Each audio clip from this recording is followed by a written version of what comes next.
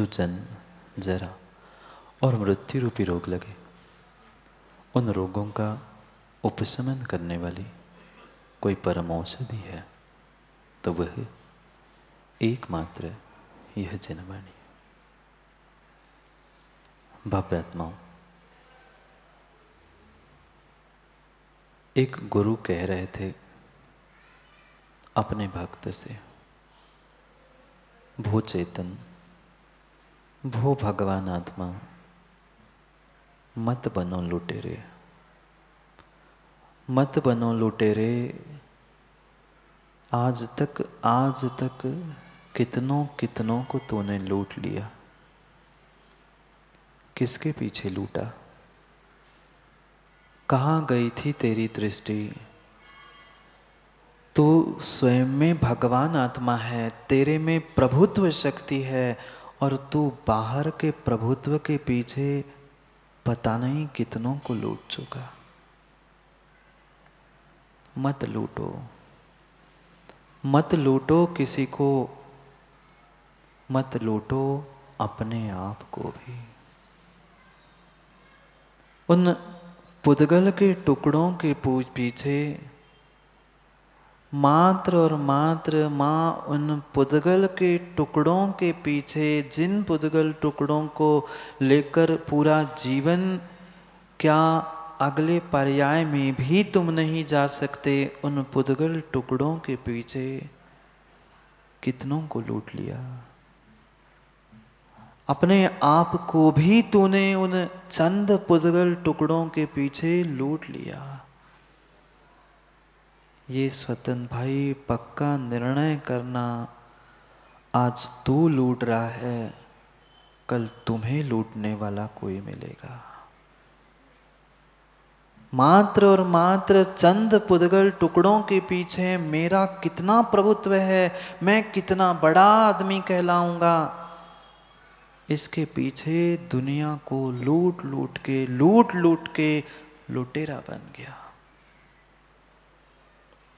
मां डाकू कह दूं तो बुरा लग जाएगा, चोर कह दूं तो बुरा लग जाएगा, लुटेरा कह दूं तो बुरा लग जाएगा। पर क्या राजू भाई, लुटेरे से और चोर डाकू से कम काम हमने किए? कितने कितने समय हमने मात्र लूट मचाई है। दुकान की, घर की बात तो बहुत बाद में करेंगे, इधर की बात कर लो। कितने शुभ भावों को लूट लिया, कितने शुद्ध भावों को लूट लिया। वह अगर भगवान बोलता होता तो कह देता, कक्का, अगर भगवान बोलता तो कह देता, मैंने तो तुम्हें साहूकार बना के भेजा था, तू चोर डाकू उचक्का क्यों बन के घूम रहा है? तेरे में भगवान बनने की शक्ति थी, तू प्रभुत्व शक्ति से युक्त था। क्या पुद्गल के टुकड़ों को इकट्ठा करके तू अपना प्रभुत्व जमाना चाहता है? अरे प्रभुत्व ही जमाना है तो सिद्धालय में जाके प्रभुत्व जमा, क्या इस पुद्गल टुकड़ों में प्रभुत्व जमाना? पर क्या करे, भगवान बोलता नहीं है, भगवान बोलता नहीं है। और अनिल भाई जो बोलता है उन्हें तुम भगवान मानते नहीं हो। कठोर लग जाए आज शब्द, पर थोड़ी चोट भी तो लगनी चाहिए भीतर। हम भगवान को तो मानते हैं, पर भगवान को मानते हैं, भगवान इस बोलता नहीं है। और भगवान का स्वरूप धारण करने वाले जो गुरु बोलते हैं, हम उनकी मानते क्या, सुनते भी नहीं है। गुरु कह रहे हैं अपने भक्त, अपने शिष्य से, चेतन भगवान आत्मा मत बन लुटेरे। क्यों लूट रहा है तू अपने आप को और दूसरों को? एक एक क्षण मां चोरी और डाका, इसके अलावा क्या किया? इसकी बात तो करनी है, वो तो लूट ही रहे हैं, पर स्वयं को कितना लूटा? स्वयं के शुभ भावों को, शुभ परिणति को, पुण्य क्रियाओं को पल पल दूसरे के बारे में सोच के, अशुभ सोच के, पापों के बारे में सोच के हमने कितना लूट लिया। भगवान भी कहता तू प्रभुत्व शक्ति से युक्त है, मैंने तो साहूकार तुम्हें बनाया था, क्यों लूटा कभी क्रोध ने, माँ कभी माया ने, कभी लोभ ने, तो कभी मान ने। ये चार लुटेरे हैं, ये चार लुटेरे हैं जो प्रतिदिन प्रति समय तुम्हारे प्रभुत्व शक्ति को लूट रहे हैं, तेरे भगवान आत्मा को लूट रहे हैं। सहयोग करने वाला अन्य कोई नहीं है, अन्य कोई नहीं है, तुम ही तुम्हारा सहयोग करके अपने आप को लुटेरा सिद्ध कर रहे हो। एक क्षण भी ऐसा नहीं गया, एक क्षण भी हमारा संसार में आज तक शायद ही कोई बीता होगा जब क्रोध, मान, माया, लोभ, राग, द्वेष इनके अलावा हमने कुछ परिणति की होगी। कितना कितना हम लूट रहे हैं, स्वयं को भी और दूसरों को भी। पूछने गया था शिष्य, पूछने गया था भक्त गुरुजी के चरणों में, गुरुजी ऐसा क्या हो गया, मैं एक सामान्य व्यक्ति था, एक बंजी करने वाला था, कहीं से उठा के सामान कहीं बेचने वाला था, और ऐसे सामान्य कुल में जन्म लेने के बाद भी मैं आज राजा बना हूं। क्योंकि राजा तो वही बनता है जो राजघराने में जन्म लेता है। मैं तो सामान्य घर में जन्मा पर फिर भी राजा बना। और गुरुजी राजा बना सो बना ठीक है, राजा बनने के बाद भी मेरा अपहरण क्यों हुआ? नगर से मुझे डाकुओं ने क्यों उठा लिया? मुझे समझ में नहीं आ रहा है, कुछ तो बताओ, कुछ तो बताओ, ऐसा मैंने कौन सा पाप किया कि राजा बन के भी मुझे डाकुओं ने अपहरण करके जंगल में बांध लिया? क्या कारण हुआ था? निर्ग्रंथ मुनिराज गुरुजी जो महान ज्ञानी थे, अपने उस महान ज्ञान से जान लिया, पर्याय के उन पूर्व क्षणों को अनुभव कर लिया और बखान करने लग गए। सही कह रहे बेटा, तू एक बहुत दीनहीन गरीब कुटुंब में जन्मा था, बंजी करके अपनी रोजी रोटी करता था, रोज इसी जंगल से तो इसी जंगल से रोज आता था जाता था, और जाते आते एक निर्ग्रंथ मुनिराज के प्रतिदिन तो दर्शन करता, और दर्शन करते करते रोज भावना भाता कि ये मासोवासी मुनिराज है, ये 1 महीने से 2 महीने से महीनों महीनों के उपास करने वाले हैं, बस भगवान अगर कुछ जिंदगी की पूंजी चाहता हूं तो इनका पारणा मेरे घर में हो जाए। कहने नहीं आए थे अनिल भाई, नहीं तो कहने पहुंचो महाराज जी, हम भी खड़े हैं लाइन में। प्रतिदिन राजेश भाई उसने भावना भाई थी, अगर निर्ग्रंथ गुरु का पारणा हो तो मेरे घर में हो। भावना तो भारा था, मां पर निर्णय था, मैं गरीब दीनहीन, मेरे यहां कहां से आएंगे गुरु? मासोपासी गुरु, नगर के इतने सेठ बड़े बड़े आदमी खड़े रहेंगे, मैं फिर भी पुरुषार्थ करता हूं, आजमाता हूं अपने भाग्य को। पता चला जिस दिन पारणा होनी थी उस दिन वह पड़घान करने के लिए खड़ा हुआ। गुरु बता रहे हैं बेटा तूने ऐसी भावना भाई थी, दीनहीन था, पर प्रतिदिन भावना भारा था कि उस निर्ग्रंथ मासोपासी गुरु का पारणा मेरे घर में हो, और एक लोटा लेकर तू अपने घर के सामने खड़ा हुआ।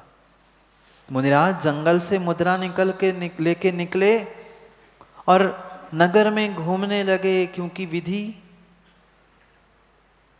जैसे ही नगर की ओर आगे बढ़ गए, तुम्हें निर्णय हो गया अब तो मेरे चौके में भी आने वाले नहीं है। कहाँ साहूकार, कहाँ करोड़पति, कहाँ अरबपति, कहाँ बड़े बड़े आदमी, उनके सोने चांदी के कलर, कितनी सारी भीड़, नाना प्रकार की भीड़, और विधि मिला लेंगे, मैं क्या करूँगा।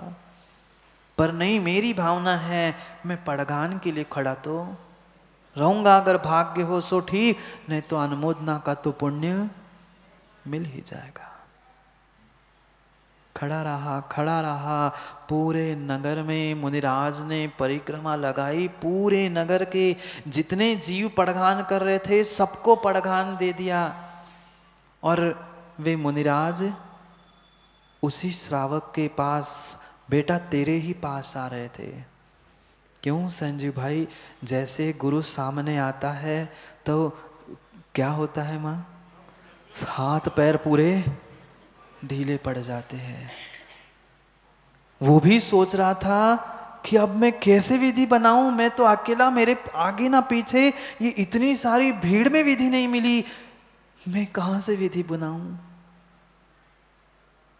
पर मुनिराज चलते आ रहे थे, चलते आ रहे थे, चलते आ रहे थे। वो सोच रहा था अब तो मुनिराज पुनः 1 महीने के उपवास में चले जाएंगे, किसी ने विधि नहीं मिलाई, भगवान कुछ तो करो, मेरे गुरु जी की विधि मिला दो।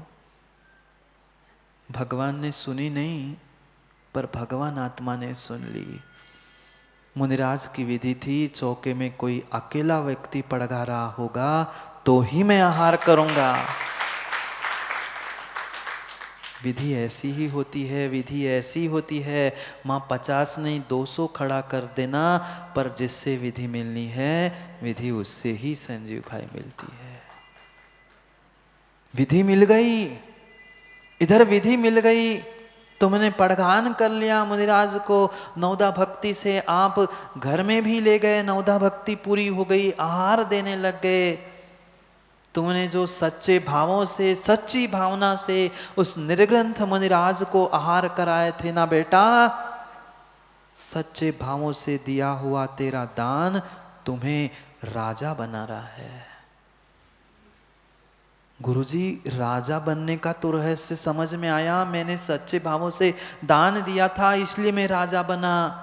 पर राजा बनने के बाद भी मुझे उठा के लोग 6 महीने से इस जंगल में पकड़े रखे हैं, क्या बात है? ऐसा कौन सा काम मैंने कर लिया? बेटा तूने थोड़ी सी भूल की थी, बहुत बहुत थोड़ी सी भूल की थी। नवदा भक्ति से आहार करा रहा था, पर आहार देते देते मन में बार बार विकल्प आ रहा था, महाराज के निर्विघ्न जल्दी से आहार हो जाए, अगर माँ आ जाएगी, क्योंकि माँ को पसंद नहीं था, माँ धर्मात्मा नहीं थी, बेटा धर्मात्मा था, बेटा धर्मात्मा था। वो बार बार यही सोच रहा था, माँ ना आ जाए, माँ आ जाएगी तो गुरुजी के आहार में विघ्न हो जाएगा। क्या सोच रहा था? वह बंजी करने वाला इंसान सोच रहा था। गुरुजी कह रहे थे, बेटा तूने मात्र कई बार यही सोचा, निर्विघ्न आहार अच्छे भावों से करा दिए तुमने, पर बार बार तू अपने शुभ भावों को लूट रहा था। तू आनंद लेता, मुनिराज को आहार देने का आनंद लेता, तूने आनंद मुनिराज को आहार देने की जगह माना आ जाए, माना आ जाए, माना आ जाए, उन शुभ भावों में जो तुमने विघ्न, शुभ भावों में जो तुमने डाका डाला था, चोरी की थी, वही तुम्हारे जीवन में डाका और चोरी अपहरण के रूप में फलित हुई है। कितने क्षण के लिए माँ? मात्र वह आधे पौने 1 घंटे के समय में 2-4 बार मात्र सोचा होगा, बाकी तो शुभ परिणति थी ना। मात्र 2-4 बार उसने सोचा कि मां ना आ जाए, गुरुजी के आहार में विघ्न हो जाए। इतना सोचने से जीवन में इतना बड़ा अंतराय, डाका पड़ गया। फिर सोचो सतन भाई, तुमने अपने शुभ भावों का कितनी बार डाका डाला। कितनी बार हमने अपने शुभ परिणति शुभ परिणामों में मात्र यही निर्णय करके डाका डाला कि मुझे आहार देना है, मेरा चौका है, मैं ऐसा करूंगा वैसा करूंगा। जो पुण्य मिलने वाला था वो सब पाप में परिवर्तित हो गया।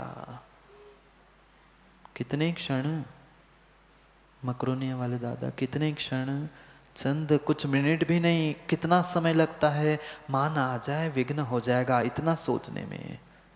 इतना मात्र उसने 2-4 बार सोच लिया, 6 महीने तक उसे जंगल में उन डाकुओं ने कैद करके रख लिया। पक्का मानना, आज तुम दूसरों को लूट रहे हो, अपने आप को लूट रहे हो, कल तुम्हें भी कोई लूटने वाला मिलेगा। ये भीतर की प्रभुत्व शक्ति कह रही है, सुरेंद्र पंडित जी, भो चेतन, भो भगवान आत्मा, मत बनो लुटेरे। कितनों कितनों को लूट लिया, कितनों कितनों को लूट लिया, वह पता ही नहीं है हमें। अपने स्वयं की शुभ भावों को राग द्वेष और कषायों से तो प्रति समय लूटते ही आए, और दूसरों की जेबों को, दूसरों की वह पर्स को भले ही हाथ डाल के नहीं लूटा, पर ये हाथ की जरूरत ही क्या है हमारे पास, हम तो मुंह से ही लूट लेते हैं।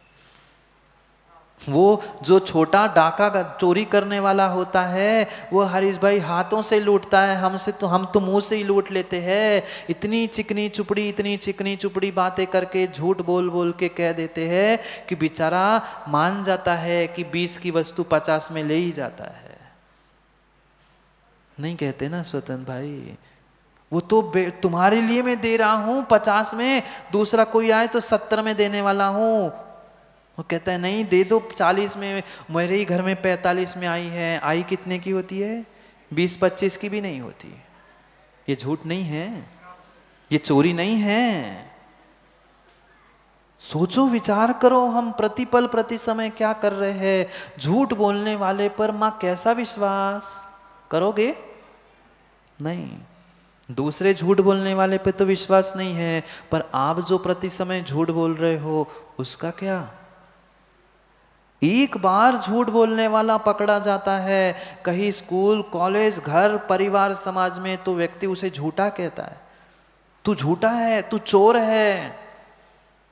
और आपको किसी ने कह दिया, नरेंद्र भाई बुरा नहीं मानना, पर किसी ने कह दिया कि आप चोर हो तो कैसा लगेगा? दूसरा कहने पे तो बुरा लगेगा, पर हम अपने आप को तो पहचाने, हमने आज तक कितने खुलेआम डाके डाल दिए।